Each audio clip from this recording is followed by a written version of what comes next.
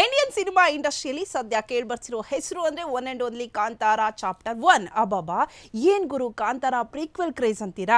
ಯಾವ ಥಿಯೇಟ್ರ್ ನೋಡಿದ್ರು ಕಾಂತಾರ, ಯಾವ ಮಾಲ್ ನೋಡಿದ್ರು ಕಾಂತಾರ, ಯಾವ ಊರ್ ನೋಡಿದ್ರು ಕಾಂತಾರ, ಯಾವ ಭಾಷೆಲೂ ನೋಡಿದ್ರು ಕಾಂತಾರ, ಯಾವ ದೇಶ ನೋಡಿದ್ರು ಕಾಂತಾರ ಅಂತಾರೆ.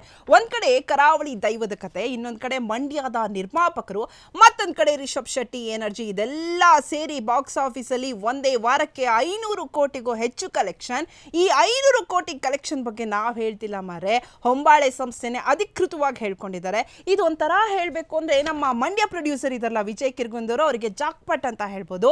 ಈ 500 ಕೋಟಿಲಿ ಟ್ಯಾಕ್ಸ್ ಎಲ್ಲ ಕಟ್ಟಾಗಿ ನಮ್ ವಿಜಯ್ ಕಿರ್ಗುಂದೂರ್ಗೆ ಹತ್ತತ್ರ 250 ಕೋಟಿ ಪ್ರಾಫಿಟ್ ಆದ್ರೆ, ಈಗಲೂ ನಮ್ಮ ಕನ್ನಡದಲ್ಲಿ ಚಾಲ್ತಿಯಲ್ಲಿರೋ ಹೀರೋ ಕಮ್ ಡೈರೆಕ್ಟರ್ ಅಂದ್ರೆ ರಿಷಬ್ ಶೆಟ್ಟಿ, ಈ ರಿಷಬ್ ಶೆಟ್ಟಿಗೆ 100 ಕೋಟಿಗೂ ಜಾಸ್ತಿ ಸಿಗುತ್ತಂತೆ.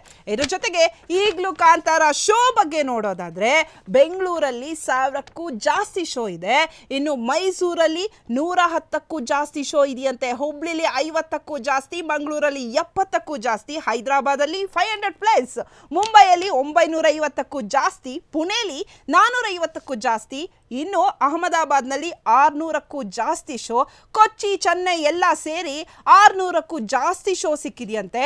ಇದೆಲ್ಲ ಬಿಟ್ಟು ವಿದೇಶದಲ್ಲಿ ಕಾಂತಾರ ನೋಡೋದಾದ್ರೆ ಕಾಂತಾರ ನಂದೇ ಹವಾ ಅಂತಿದೆಯಂತೆ.